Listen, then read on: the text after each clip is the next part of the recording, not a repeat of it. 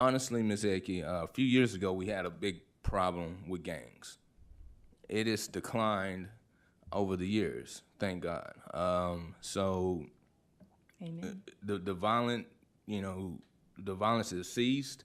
We're seeing more hybrid gangs now, gangs that from different groups that have combining together. But as of now, for the juveniles, we're not seeing a big gang issue, and that's good because it was bad back in 2015 and 16. Yes. Yes, ma'am. Okay. That's good to know. And I always appreciate your reports. And I know sometimes the statistics don't really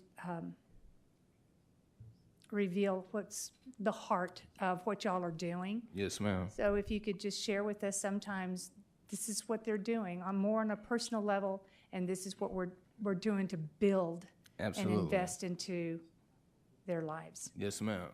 Thank you. I appreciate Yes, you. ma'am. Anytime. Thank you, Mr. Chairman. Other questions? Justice Lemming? How is the lady officer doing that got stabbed? Well, I think that's more of a drug court thing. We're juvenile. I thought it was a Detention. juvenile court. No, sir. Okay, No, thank sir. you, sorry. Other questions? Thank you, Director Tingsley. Thank you, sir. Item 4 on the agenda is the Sheriff Office Report. Chief Deputy Cantrell.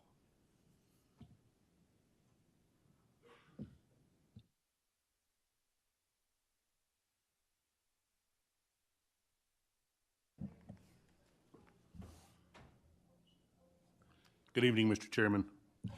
Jay Cantrell with Sheriff's Office. I've got the enforcement report. Major Denzer will be up shortly with the jail report, but you can see on our enforcement report, things are just up a tick. We can kind of see a trend over last year of increasing calls for service, increasing civil papers, increasing warrants.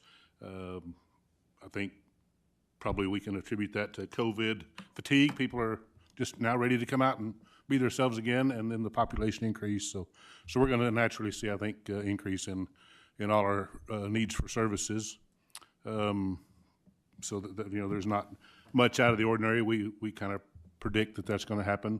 I would like to take just a minute and express our gratitude for, I think it started with this committee, but getting us raises for our detention personnel. We are now below 30 in the open slots.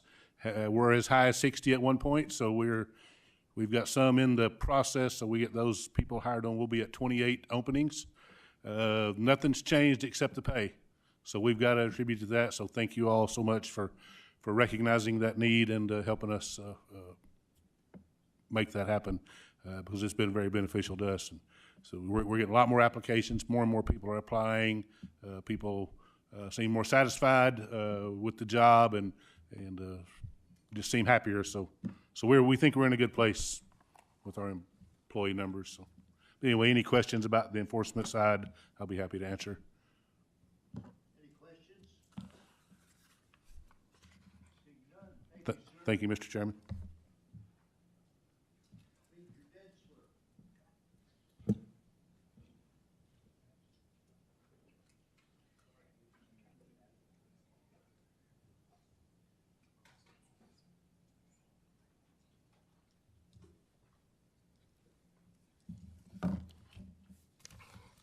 Good evening, Mr. Chair.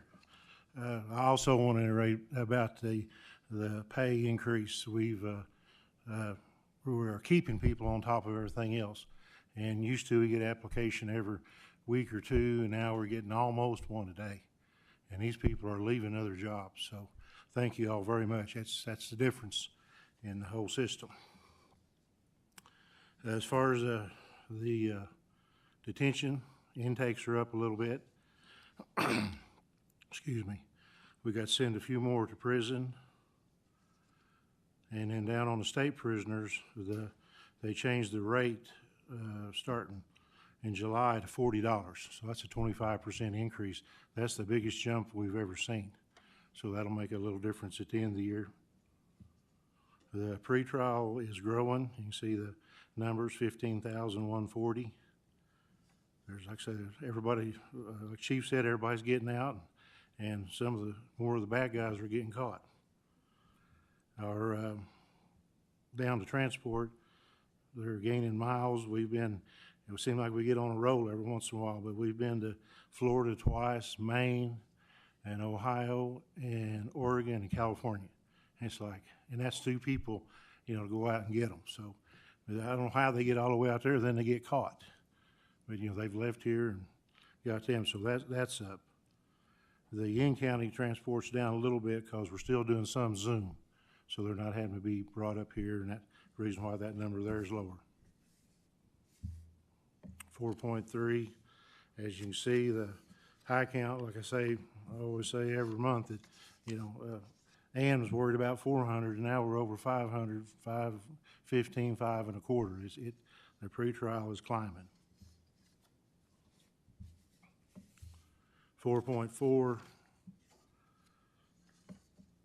you can see the high count. I believe it was last week, at one time, one Monday there, we was about 800. So I don't know what we're gonna do for room, but anyway, some got out, but you can see where we're hovering.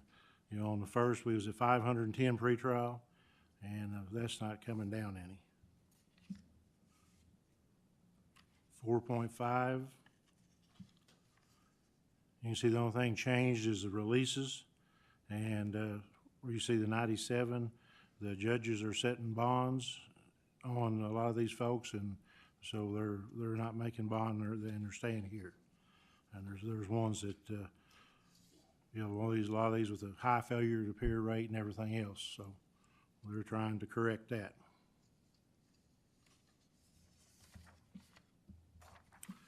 And like I say, knock on wood, this month, if everybody gets along, we don't have so many on the floor, and COVID, only got 116 on the floor, and our COVID's kind of come and went, so you can put a lot more people together.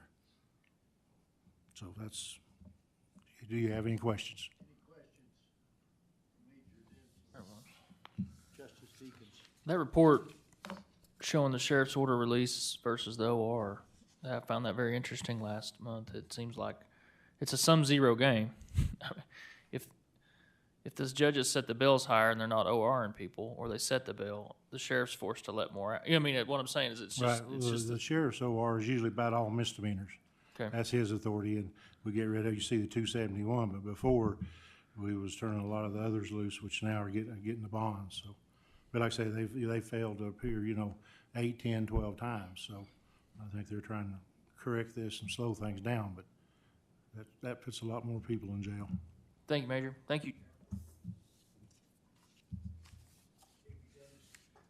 Thank you for recognizing me, Mr. Chair.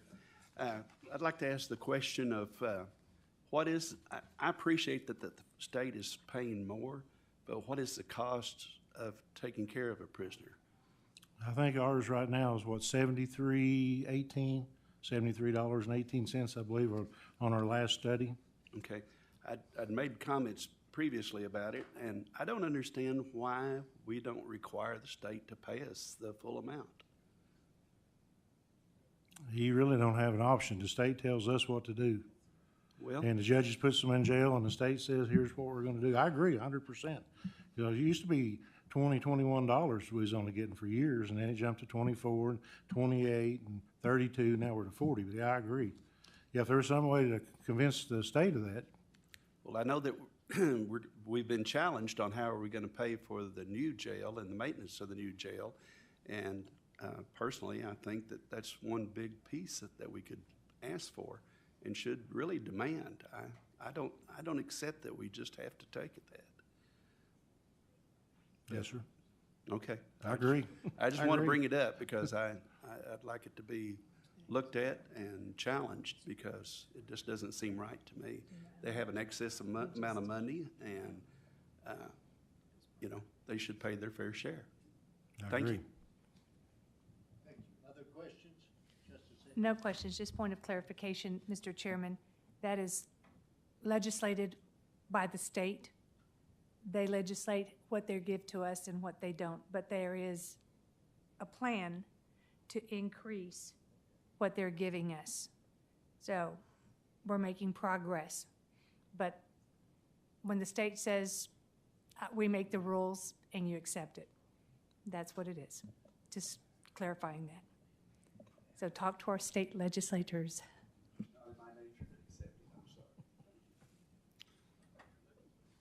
Can we say something to that? Thank you. The study that we done, it said one way to take care of the state's issue is keep it full of your people in Washington County, and they won't have room for the state people. And that's in the study that Mike Rainwater sent us. So I know it's not right, but that's what he said. Thank you. Other questions? Yes, sir.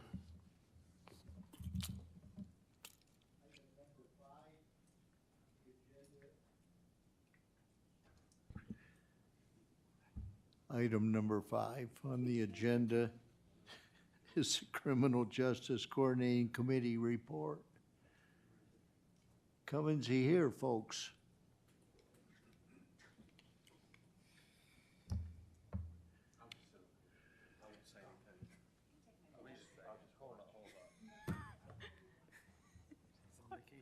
Yeah, right. Came back from vacation. Okay, let's go. Good evening. So we had, as of the end of July, yep, absolutely. Sorry about that. As of the end of July, there were 599 pretrial in the jail. There were 166 FTA charges. Some people got multiple charges, so that's not accurate to how many people are in the jail for FTA. That's just the number of failure to appear charges that we had. Returning home had 3 intakes, no graduates, 1 absconding, and 1 discharge in July. The mental health police referral from Fayetteville PD was 47 this month, but he noted that that does not include the people that walked in. That's just the people that they took to get mental services help or just deferred instead of taking them to jail. Our failure to appear clinic was on the 27th of July. We had 45 people show up and about 20 misdemeanor failures to appear warrants taken care of, as well as 8 pleas, 3 arraignments, 10 rescheduled, and 9 pending if they had come back to court that afternoon. DUI arrests, there were 92 DWI, 6 DWI with drugs, and 3 DUIs. We also, in our meeting, we had our Criminal Justice Coordinating Committee meeting on the 28th, and we discussed a possibility of having a pretrial services team with 5 caseworkers, 2 peer support specialists, and a supervisor. That is about average for a national pretrial services team, is to have the eight people is about average. And I went through the inmate roster to see if these were eligible. At first I looked at the date, went to 2 weeks to 6 months in jail, and then made sure they weren't first-degree violent offenses, then made sure they weren't on hold for other agencies. Then I looked at what offenses had bonds on them, then noted that which ones were homeless, which ones had an FTA, and which ones had a total bond of less than 10,000, and some of those factors did overlap. The total was 243 would be eligible for this pretrial services program. 89 of these people had less than $10,000 bond. 104 had an FTA, and 21 were homeless. I can explain that with a little less stats. So the idea is in the pretrial service program would be these individuals would be released. So these are individuals who are saying, hey, we're comfortable to be released if you could pay the bond. And they're not able to pay the bond, but they still qualify. So they would be assessed. They take an assessment that said, and they'd be released, and then they would be on the caseload of a caseworker. So that caseworker would work to schedule all their rides, work to get them access to food, get them access to employment, housing, so point them in the direction that they need to stabilize them. So the individuals that typically aren't coming to court, it's because they're not stabilized prior to court. So with those 5 caseworkers, we could release 200 people at one time. So if there's 243 people that would technically be eligible, 200 of them could be released to those caseloads. And the peer support specialists, so the two individuals, be one male and one female, they would help with driving outside of city limits for individuals that are needing to get to court. And within city limits, there's a program that a lot of people utilize returning home. We do it all the time, is through 211. They have a grant and a partnership with Lyft. And so all we got to do is schedule it 24 hours in advance. So a Lyft driver goes and picks the individual up, takes them where they need to go, and then we'll pick them up afterwards and take them back home. So things like that that could easily be scheduled are free to the individual, and there's lots of different services that would be available to them. So with this caseworker, if this individual's case, let's say it takes 3 months for these 200 people to be seen, they would have a contact level depending on the level that they're assessed at. If they're higher risk, they'd be meeting on a weekly basis, if it's in person or by phone, depending on how long they've been out. And then if it's medium, then it's less likely once a month and so on. And so what that does is that gives them the added enforcement of showing up to court and people that are on them, and that's their job, is to work with these individuals. And a caseload of 40 people per caseworker is really great. So that would lead to a lot of empty jail beds, and then we can also turn that over a number of times. So the estimated amount of individuals we could work with this program would be 500 a year. So it'd be 500 less individuals in county jail, and the goal would obviously to make sure they're not recommitting crimes while they're out and make it to court. Any questions for us? Yeah. Justice Deakins. I like it. I like where you're going here in terms of, I think we've all kind of harped on it. I don't want to beat a dead horse, but we have to have some sort of metrics that we know we're being successful, right, after we implement this. Mm-hmm. And what you're saying is we take these individuals outside of our facility, our jail.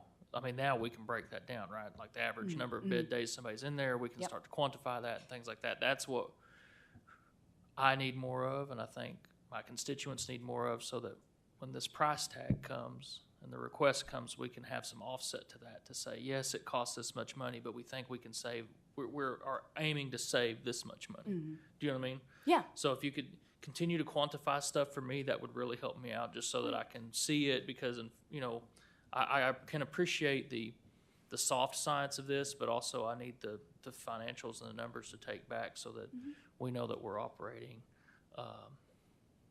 in a good fiscal. That's good fiscal stewards too. And I appreciated that breakdown there, because I was just about to ask, what does this look like if I'm an individual going into the facility? What, you know, you took me through the step by step, and I really do appreciate that. Also, what I'm going to be looking for with any plan that we come up with, particularly this one that's starting to percolate, if you will, I'm going to look for sign-on from prosecutor, public defenders, and the judges in the criminal courts to make sure that this has their endorsement, so that we can, I want us all, as much as we can, to move in the same direction. And I know you're building consensus on the committee, and that's what you guys are there for. And so just please continue to do good work, and you'll have my support. Yeah. Thank you. So what we can do is take these 243 individuals and look at their incarceration date, and then how long they've been in jail, and quantify the bed days through that.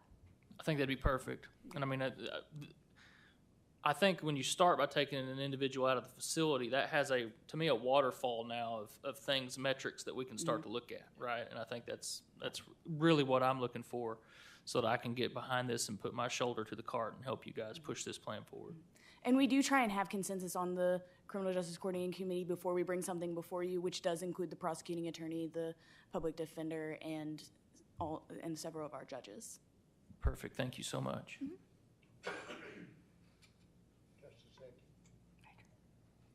Thank you. Could you clarify something for me? When bond is set at $10,000, what percentage do they have to actually pay cash up front? 10%. 10% of 10,000. Which would be 1,000. Which would be, yeah. Thank you. I got you. And that's to clarify, because there's a lot of chatter that I hear out in the community of how high bonds are being set. And then you hear, well, we're sick and tired of bailing them out all the time. And they just go back and go back and go back. And sometimes, unfortunately, they have to sit in our jail. Okay, number two, I'm very excited about this committee that you're talking about. And I wish it would have made our agenda earlier, personnel's agenda. Could you just fill in some of the details of what you're looking to do and the price tag of the committee and maybe the longevity of the committee? So it wouldn't be a committee, it would be a new subset of county government services. And so it would be until it's no longer needed, which would probably be never, but it would be a continuing service from the county. A case manager makes between $45,000 and $55,000 a year. And then the peer support specialists would make between $50,000 and $60,000 a year, and then the supervisor would obviously make more than that. So. And that's just 3 positions or 5 positions? It's actually 8 positions. 8 There's positions. five case managers, 2 peer specialists, and 1 supervisor, so 8 positions total, which is comparable to nationwide Sure. groups. I just want to know ahead of time to look at this and how are we going to budget and whose budget is it going to come out of? Is it going to come out of the county judges or is this sheriff's, or how are we going to plan and budget for this Right. committee? Right, so it would be out of the general fund because it would be a whole new set of services and they would come up with their budget that they needed. And so it would maybe start under the county judge, but then, and maybe the supervisor would report to the county judge. We're still working those details out. And that can change, so nobody hold us to Absolutely. that. So, yes, This please is don't. something we're in just the strategic, I'm sorry. Let's talk one at a time. Yes, sir, I apologize. Yes, sir. And here, this is what Justice Deakins asked her to do, is to put this in writing so that we can all look at it. Okay. Go ahead. Okay. And I was just saying, yes, please don't hold me to what, we haven't said anything in stone yet. We were just bringing this to you as this is the next thing we're working on. I think it's just exciting. I would recommend the initial ask be from the ARPA funds so that we can set a pool of money aside for these type of programs that are, minimizing COVID and getting people out of the jails. And so that it could be a multi-year, and it could be something that if you see at some point it's not working or it wasn't what we thought, then you can pivot with that money and just try another option, because to be honest, we've got a lot of things that we could try that other areas are doing, and until we get started, we really won't know. But to be able to get people out of jail and provide them the services they need and get them to court, that's 3 huge things that we'll be able to track pretty easily. So we'll know, I would say, in the first 12 months if this is worth funding going forward, and if it could come from these one-time funds to get it started, would be great. That sounds wonderful. Thank you, Mr. Chairman. Justice Ustry? Thank you very much. I guess a question that I have is that we talked about the workers here, but what about the programs? So the programs that is the program. So these caseworkers would each have approximately 40 defendants to take care of, and that is the program in and of itself, is that each of these caseworkers have people to make sure that they get rides to court, make sure that they get affordable housing, make sure that they get jobs, and making sure that they have that stability in order to not reoffend. I guess what my question is that I would assume there'd have to be like training programs that go with this. There would have to be rehab and those sorts of things, education and those sorts of things. Right, and we would be partnering with existing programs, much like Returning Home does. Okay, thank you.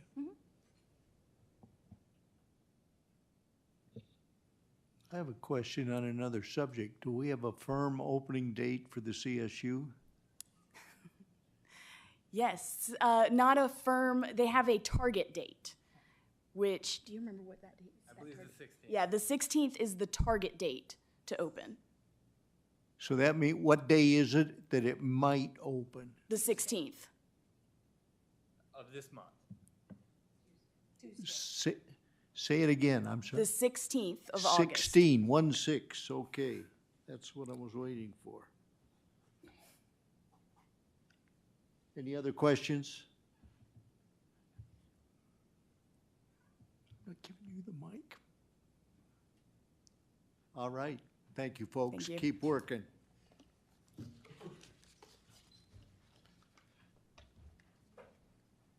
Okay, item 6 is a new ordinance, and I gotta make sure I got the right one in front of me. The handout you got tonight changed the breakdown between the sheriff's budget and the detention budget. The total numbers didn't change. This is, I think most people are aware, the legislature granted a bonus to all law enforcement personnel. I think the amount of the bonus was $5,000 an individual. They granted that money with an unfunded mandate, and the unfunded mandate was that the county pay the APERS portion of this award.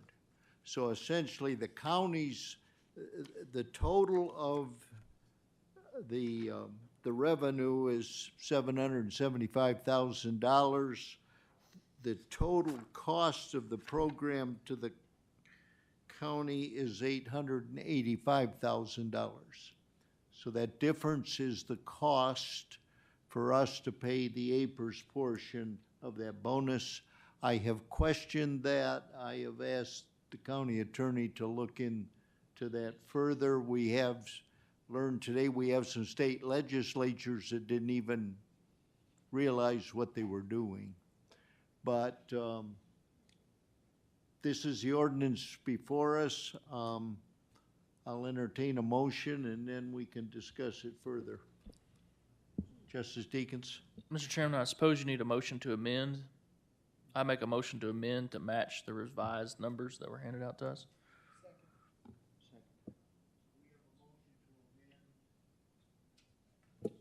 Say that we have a motion to amend To match the revised numbers. to match the revised number, and do we send this on to the Finance and Budget Committee? Okay, we have a motion to amend. Is there a second? Second. We have a motion and a second. Is there any other discussion? Public comment? Seeing none, all in favor say aye. Aye. Those opposed, no. The ordinance is amended.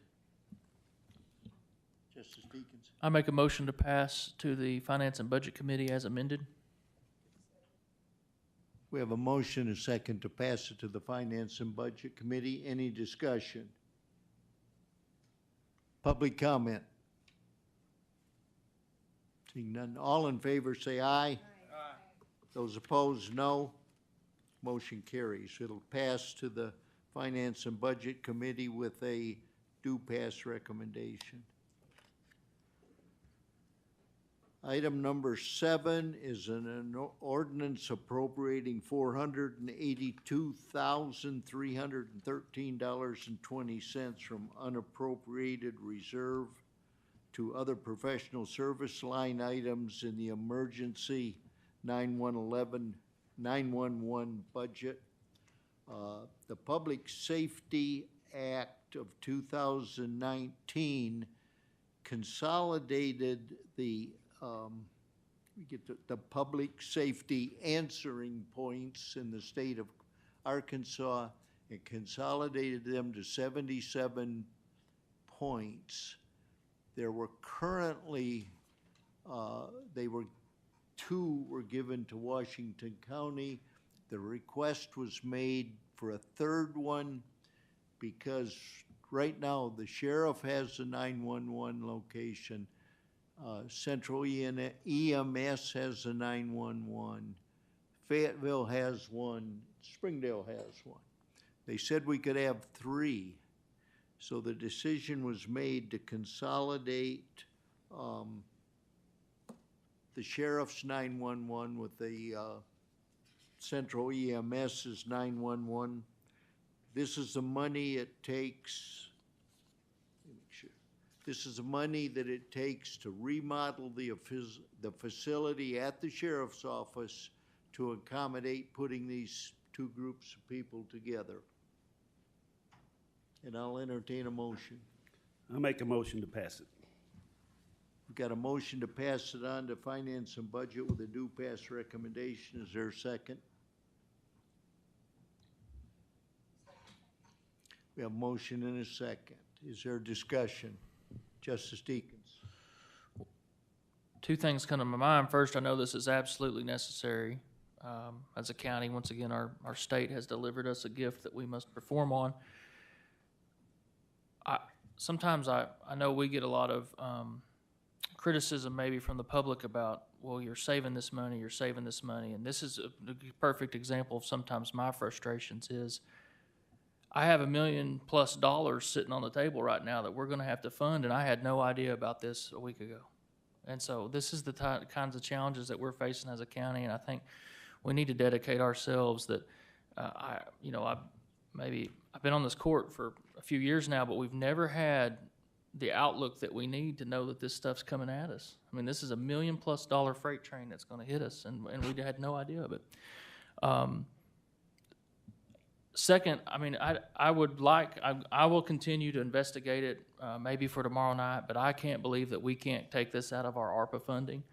I mean, this is to sustain the emergency services of our county. It has a direct medical tie, so I'll look at that. But, I mean, I'll support this regardless because we just have to do it. But, I think it would be responsible for us to look at that funding and see if we can't utilize some of that. Thank you, Mr. Chairman. Other discussion, Justice Lee? Thank you, Mr. Chairman. Along those lines, my first thought process was, why can't we get a grant? Was there a grant available for this? There's a lot of grants. The state throws this at us. We have a week to think about it. We need it. We need to fund it. But at the same time, I would like to know if there's grants available to offset any of these costs. So along with the ARPA funds for consideration, I think I'd like to ask our grant administrator, we need this now, and it's the hot button. I'll call her. Thank you. Other discussion? Public comment? Seeing none, all in favor of passing this on to the Finance and Budget Committee with a due pass recommendation, say aye. Aye. Those opposed, no. Motion carries with pass on to Finance and Budget Committee.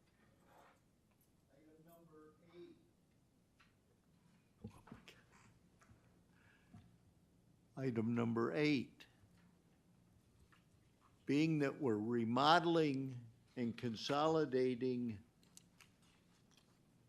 our 9/11 organizations, the software that the people use is 2 years out of date and is no longer supported by the manufacturer.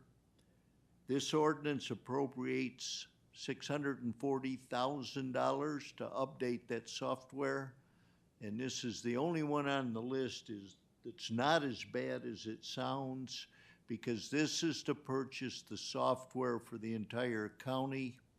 So the city of Springdale has agreed to reimburse us 25% of this amount. The city of Fayetteville has also agreed to reimburse us 25% of this amount.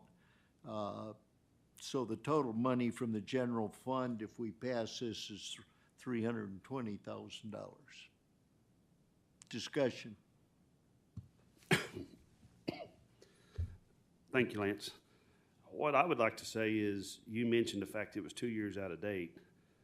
Washington County has leased this equipment for actually 7 years.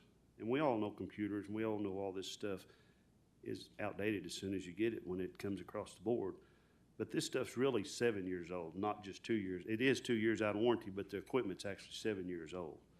So it's actually a lease program, and we have to release it. I mean, we have to release the equipment. So with that said, I will make the motion that we pass it. Got a motion to pass it to the Finance and Budget Committee with a due pass recommendation. Is there a second? A second. Got a motion and a second. Is there discussion? Justice Deakins? One quick thing, and I can't help myself. I appreciate our local partnerships. They work a lot better than the state partnerships. So thank you for the city of Fayetteville and the city of Springdale for stepping up and helping us out.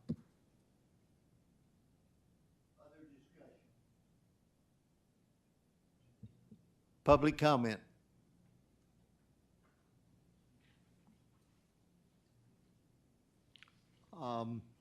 All in favor of the motion, say aye. Aye. Opposed, no. Motion carries. Item 9 on the budget is a public comment period. There's a 12-minute comment period with a 3-minute limit for each individual to comment on items on the agenda. Public comment.